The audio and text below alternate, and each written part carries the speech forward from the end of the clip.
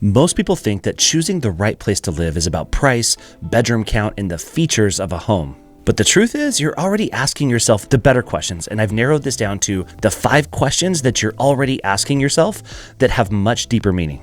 And these questions, along with their answers, will predict whether or not you find a place here where you're going to be happy or you're going to be disappointed.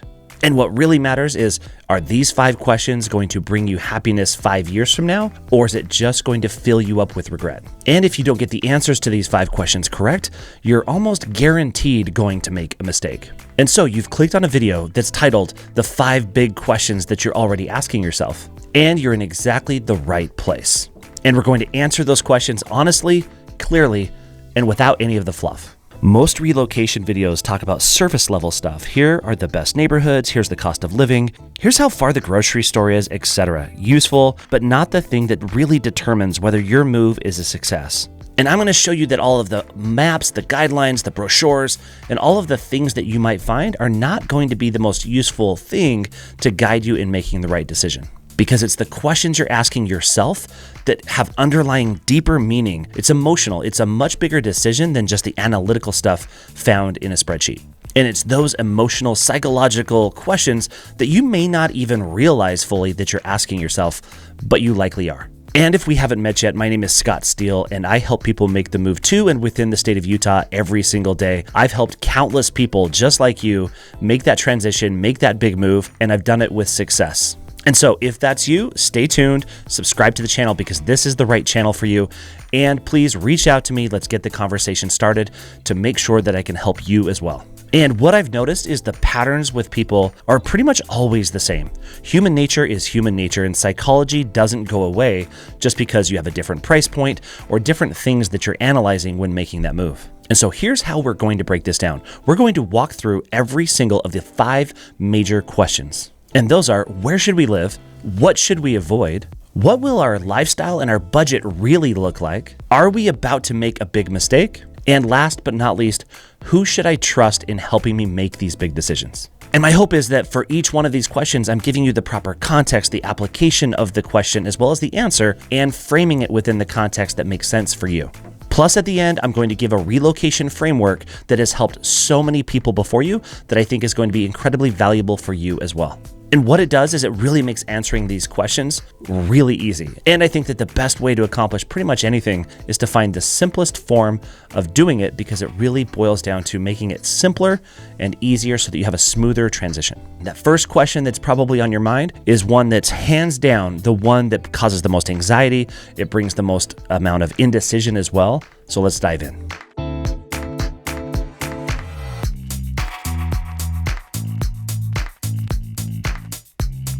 Okay, question number 1, where should I live? Now, this is a big question, and people oftentimes think they're asking the question, which neighborhood should I pick to live in? But what you're really asking is, where can I choose to live that I'll actually feel at home? Where will I fit in? Where will my family fit in? And where can I build the future that I actually want? And this question has identity baked into it from the very beginning. And so here's the 3-part filter that I use with clients to get them clarity within 48 hours. So for example, it's not, is this neighborhood good? But the real question is, does this neighborhood match who I want to become in the next chapter of my life? Examples of this might be, do you want more outdoor activity? Do you want to prioritize trails, mountains, lakes, parks, skiing, whatever the case may be? Or do you want more social life? Do you prioritize walking, walkable neighborhoods, commercial pockets within the city? Do you want to be in an urban environment or a suburban environment? Or do you want that quiet space that you're looking for?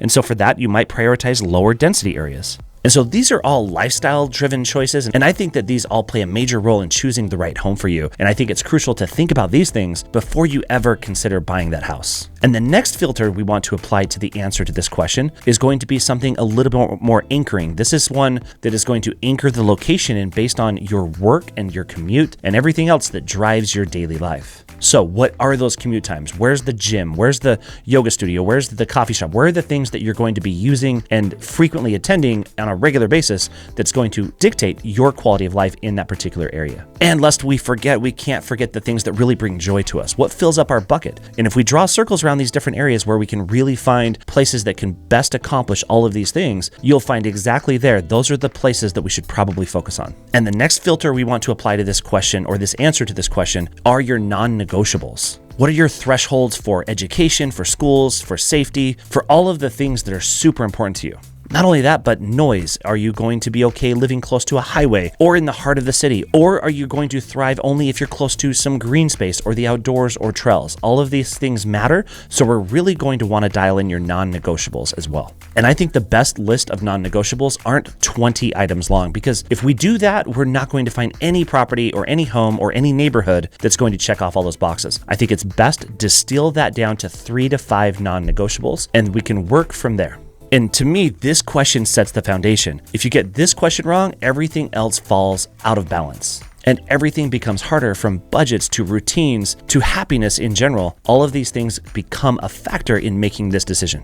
But if you get the answer to this question right, everything is going to become so much easier. And honestly, even if you don't find the perfect house, because as I always say, the house is less important than all of these other things that we're talking about right now. But knowing where to live isn't enough, because the next trap determines whether or not you avoid the traps that so many people fall into.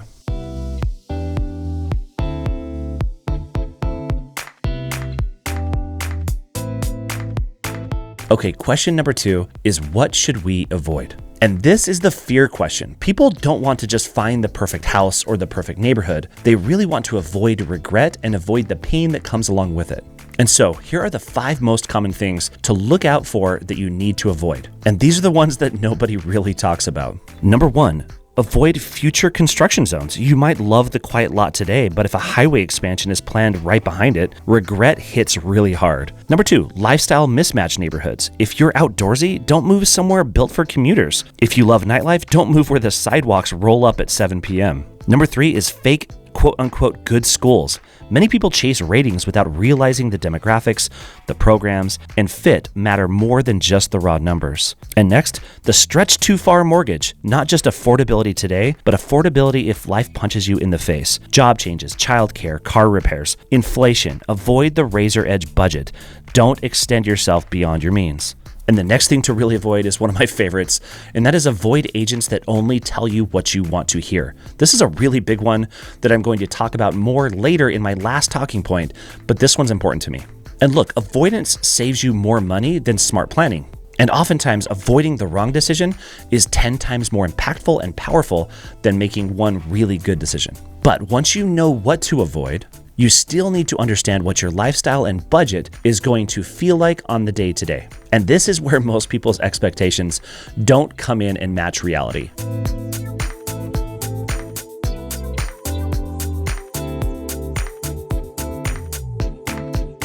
Okay, question number 3. What will our lifestyle and our budget actually look like when we live here? And look, ultimately, people don't really care about the price of their home. What they do care about, however, is what is their daily life and their routine going to feel like once they move here. And I love to put this into context and put this into the context of a lifestyle budget triangle. Think of a triangle, and let's talk about the 3 points of this triangle. Point number 1 is the housing cost itself. It's the mortgage, it's the insurance, the utilities, the taxes, but it's also the hidden location tax. It's what are the gas prices, the commuter times, the childcare, the HOA differences, and the dependency on cars. All of these are going to be valid talking points depending on where you choose to live. Point number 2 on the triangle is the time budget, because your lifestyle equals where you choose to spend your time. And so for that, it's the work hours, it's your commute, it's where do you actually frequent on the regular basis that's going to suck time away from you on the day-to-day. And it's also the social life. Where are you going to be going, and how much time is it going to suck from your day, from your week, on a routine basis? And finally, point number 3 on this triangle is the emotional budget, because your emotional cost is absolutely real. And this is where other factors come into play, like noise or community fit or lifestyle within the community, as well as isolation or pace of life, or other things that might cause you undue stress, as well as access to nature and the outdoors. But most importantly, is it going to provide you with a sense of belonging? And so, to answer this question, I don't think that a budget should just be a spreadsheet. A budget should be a vision for a daily life in your new home. And if the life that you create match the cost, you're good. But if the cost really pushes back your life or your lifestyle, you've got something to really adjust. But even with all of this clarity, one fear absolutely still remains. And that is, how do we know that we're not making a big mistake?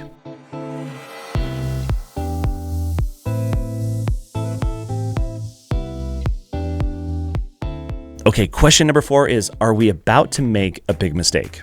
And this is what I like to call the cold feet moment.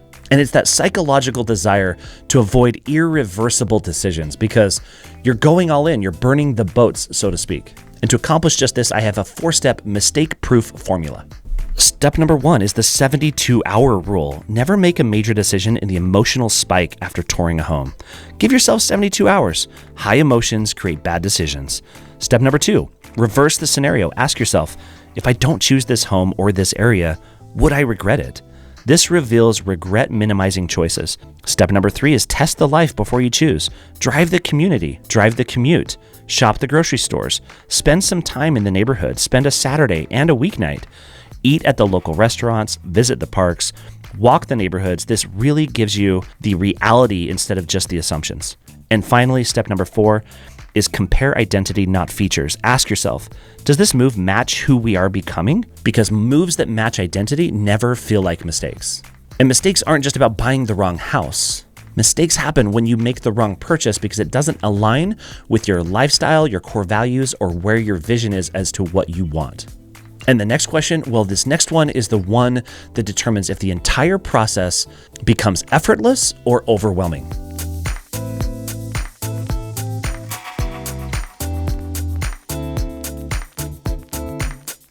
Question number 5 is, who is going to be the best guide and help for me? Is this agent somebody that I can trust? And in my opinion, in my chair, people don't want an agent, they want a guide. And to me, a guide is someone that tells them the truth, even if it's inconvenient, even if it doesn't mean that the desired outcome of that person is achieved. And to solve this problem and to answer this question, I have another 4-step formula that you can ask yourself to test, is this somebody that I want to work with? And test number 1 is, do they actually tell you what not to buy? In other words, if they can't point out red flags, or if they can't point out that the home that you're really considering is misaligned with what your vision and your goals actually are, that's where you really need a guide. And test number 2, this one's a good one. Do they ask more questions than they answer? Because in my opinion, when people just rush to answers and giving you all of the answers, especially the ones you want to hear, this is just a cover up for incompetence, in my opinion. And great real estate agents and brokers are ones that ask great questions. They diagnose before they prescribe. And test number 3 is, do they actually challenge your assumptions? If they just nod along to everything you say, I would say run. We don't need a yes man. We need somebody that's actually going to be a guide to walk you through the process to make sure that you're landing in the right spot. And number 4, if they're not questioning and answering the questions to all of these 5 questions that I'm covering in this video, in my opinion, you're flying blindly. And that's really a risk that's not worth taking, especially when you're moving to a new place and trying to create a new home. Because a great agent doesn't help you find a house. A great agent helps you make a massive life decision with clarity, confidence, and no regrets. And so you just learned the 5 big questions that you're likely already asking yourself. And now, more importantly, you have the framework to really answer them with confidence. We talked about where should we live? It should be lifestyle driven, anchor points, non-negotiables, etc. The next question was, what should we avoid? Mismatches, construction, money traps. Next up, what will our lifestyle and budget really look and feel like? It's time, it's finances, it's the emotional budgets as well. And next, are we about to make a big mistake? Because a mistake-proof formula will really help you get through this part of the process. And last but not least, is this agent someone who I can trust? The trust test is the most important part of it so that you end up with a guide and not a salesperson. And in my opinion, if I don't come at things as someone with the heart of a teacher instead of a heart of a salesperson, it really rings true and it really does my clients a disservice. It's something that I value as a core value of my own. And hopefully, whoever you choose to work with, whether that's me or somebody else, has those same values. And now you have much more clarity than 90+% of the people relocating. And my goal was to take these 5 questions that you're likely struggling with to give you clear, actionable, psychology-based answers in a way that you can actually solve these questions and answer these questions very easy and seamlessly. And hopefully you feel more confident, prepared, and certain. And again, my name is Scott Steele, and as always, My team and I would love to be your real estate resource of choice. Please reach out to us. Let's get that conversation started and make sure that we get you off on the right foot. You can find my contact information down below, or you can book a video call with me in that link that you'll find in the pinned comment on this and every video. And subscribe to the channel so you can see more videos that's going to help you walk you through the process of moving to or moving within the state of Utah. And if you want to learn more about life in Utah, check out this playlist next. And until the next video, thanks.